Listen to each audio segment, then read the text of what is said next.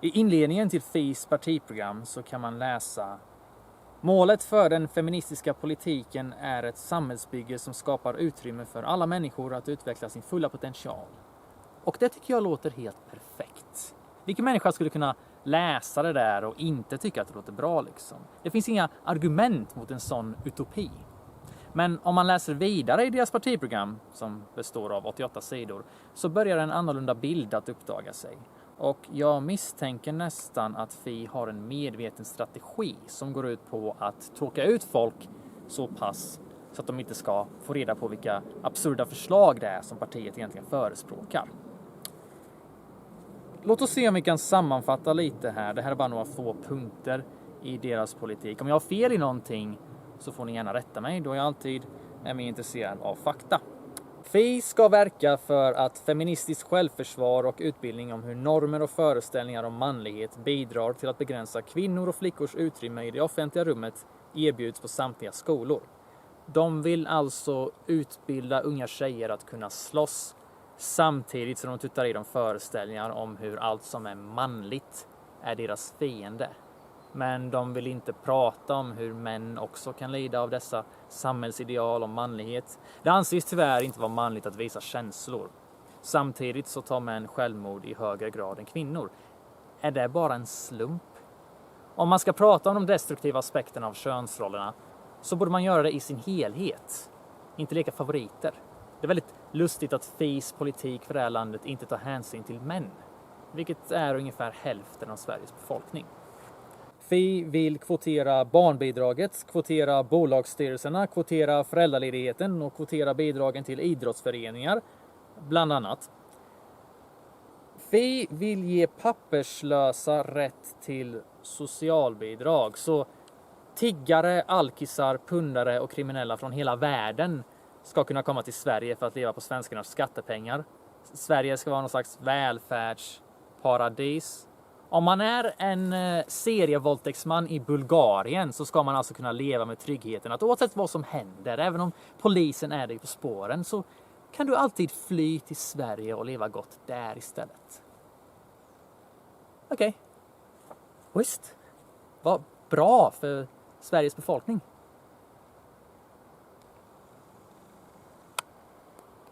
FI vill totalt avskaffa försvaret. Istället så ska kvinnorätts- och hbtq och antirasistiska organisationer lösa alla konflikter internationellt. Så man har alltså tänkt sig att skicka ett gäng hbtq-aktivister till Ryssland för att säga nej, ajabaja. Eller varför inte Saudiarabien? Eller varför inte Uganda? Ett land där man hänger ut homosexuella i mainstream-media så att lokalbefolkningen ska kunna få reda på vilka bögarna är så att de kan slå ihjäl dem. Det vore ju jättebra att skicka ett gäng homoaktivister dit för att prata med dem. För de går ju verkligen att prata med. FI ska verka för att ett program skapas för att finansiera, för att analysera och omskola män så att de ändrar sitt konsumtions- och transportmönster för att gagna klimat och en hållbar utveckling. FI vill alltså skicka män till omskolningsläger för att rädda miljön. Det här är helt sinnessjukt. De menar alltså på fullt allvar att all kvinnlig transport och konsumtion är miljövänlig medan all manlig transport och konsumtion förstör klimatet. Vart är verklighetsförankringen i detta? Vill FI förbjuda porr? Ungefär, ja. 4 av de 8 toppkandidaterna till EU-valet vill helt förbjuda porr medan de resterande 4 verkar vilja förbjuda viss sorts porr som kan tolkas som kvinnoförnedrande, vilket skulle kunna innebära precis vad som helst då det är så öppet för tolkning. Jag har länkat till Aftonbladet i videobeskrivningen så du kan ju klicka på länken och läsa själv vad det är de säger. Men rent partiprogrammässigt så vill de att hotell ska vara porrfria och att man ska se över lagstiftningen kring pornografi för att utreda ifall det är möjligt att begränsa spridningen av pornografi. Men vad då begränsa spridningen av pornografi? Det finns ingen överdriven spridning av porr i samhället. Det är ingen som blir påtvingad någonting. Antingen så går du in på redtube.com eller så gör du inte det. Det är ett väldigt fritt val. Gudrun Schyman säger även att Vi ser ju väldigt tydligt kopplingar mellan pornografi, prostitution och trafficking. Vilket är en helt ogrundad uppfattning. De där sakerna har ingenting med varandra att göra. I min åsikt är det inte orimligt att anta att alla toppfigurerna i FI hatar porr. Och de hade säkert velat förbjuda det ifall de kunde. Men det kan man inte. Och man vill nog inte säga vad man tycker rätt ut. All kollektivtrafik ska vara gratis. Inga bilar. Eller. Jävla fitta.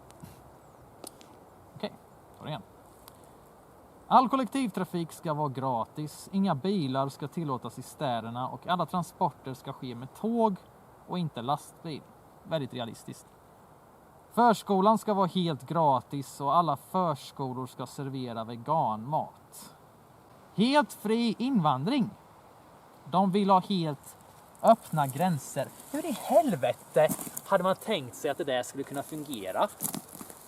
Det skapas redan gettos på löpande band för att vi har en så ansvarslös invandringspolitik. Och så har de tänkt sig att man ska ta in minst 10-dubbelt så många mer än vad Sverige redan gör. Det är inte hållbart. Välfärden skulle kollapsa totalt och till slut så skulle vi inte kunna ta hand om någon överhuvudtaget. Speciellt inte invandrarna. Om andra länder har lika stor invandring så går det bra, brukar de svara med. Men det gör de inte. Och det skulle de inte ha heller. Så därför skulle Sverige bli det enda landet som tar in alla. Och det är inte hållbart. Hur kan man ens vara så där fruktansvärt naiv? Man värderar ju teoretiska önskedrömmar mer än att fokusera på självaste verkligheten. Och vet du vad det absolut värsta av allt är?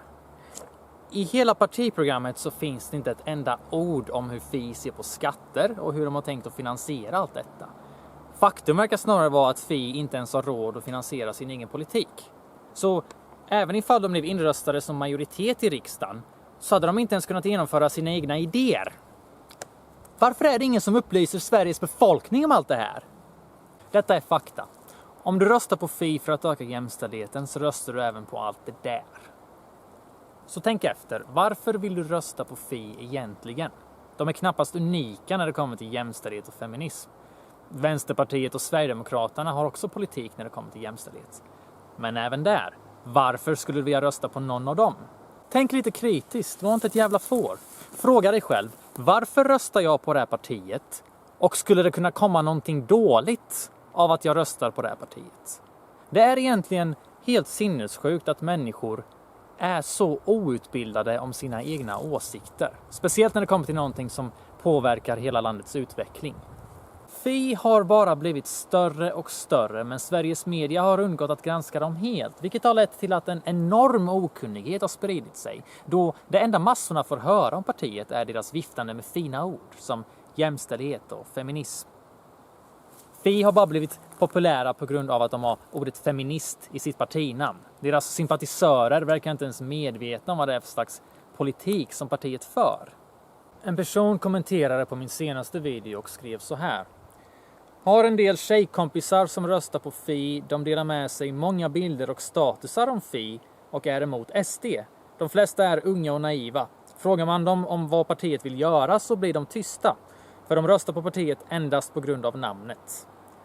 Det där är tyvärr inte sällsynt. Och kritiserar man Fi så anklagas man för att vara misogyn. Men anledningen till att vissa människor avskyr partiet är för att de faktiskt har läst partiprogrammet ordentligt. Det har ingenting att göra med kvinnohat. Fi vill fixa samhällets orättvisor genom kvotering. Kvotering är någonting som föreslås endast av människor som är så övertygade om att vissa grupper i samhället är så extremt förtryckta så att de måste bli tvångsplacerade på en arbetsplats för att ens ha en chans att lyckas i livet. Vilket är ett absurt sätt att tänka på i ett land som Sverige där man faktiskt har möjligheter även om man får kämpa lite ibland. Säger inte det allting om vilken skev verklighetsuppfattning Fi har? De tror på fullt allvar att kvinnor är så extremt förtryckta i Sverige så att de inte kan komma någonstans i livet ifall de inte får positiv särbehandling av regeringen. Deras politik hade varit förståelig i ett land som Saudiarabien eller Indien, men inte Sverige. Jag håller med om att det finns orättvisor mellan könen och många könsrelaterade problem att fixa i Sverige. Men det är så synd att folk har gett sig in i feminismen endast för att det är trendigt. Det är ingen som undersöker vad feminism verkligen innebär. Det är så fruktansvärt synd att feminism i Sverige har kommit att betyda Fi och Gudrun Schyman. För den som är påläst om feminismen är medveten om att det är ett brett begrepp med flera olika inriktningar. Och det destruktiva med Fi är inte bara att de är kommunistfeminister som kollektiviserar och offerförklarar hela samhällsgrupper.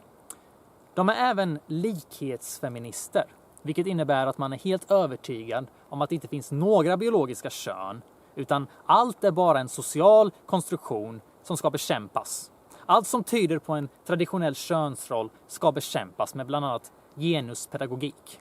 Särartsfeminister å andra sidan anser att alla ska ha precis samma förutsättningar i livet oavsett kön, men samtidigt så är man ödmjuk inför att det finns biologiska skillnader mellan män och kvinnor som gör att vi är olika och ibland tenderar att göra olika val i livet. Och det behöver inte vara ett problem i sig. Det blir ett problem först när man blir bestraffad för att man kliver utanför tendenserna och när det manliga får en högre status. Därför är det väldigt viktigt att värdera manligt och kvinnligt på samma nivå. Detta är inte fallet med likhetsfeministerna. Deras idé av jämställdhet är att kvinnor ska bli mer som män och män mer som kvinnor. Men det är inte jämställdhet. Jämställdhet är när man har valet och friheten att vara precis hur man vill.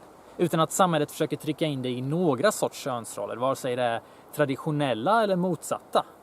Så en röst på Fi är inte en röst på jämställdhet. Det är en röst på ett annorlunda sorts patriarkat. Det jag har erbjudit här är två motpoler av feminism. Om du tycker att feminism låter bra och du vill kalla dig själv för feminist, ta reda på vad fan det betyder innan. Jag är trött på att det där partiet vinner så mycket stöd i samhället bara genom att välja rätt namn och slänga ur sig ytliga klichéer som jämlikhet åt alla. Som feminist så blir jag irriterad över att den värsta sortens extremister har tagit över stämpeln i Sverige. Feminism har ingenting att göra med kommunism, manshat eller radikal vänsterpolitik. Feminism har ingenting att göra med att vilja förstöra Sveriges infrastruktur. Så till alla som gillar Fi, tänk en gång till.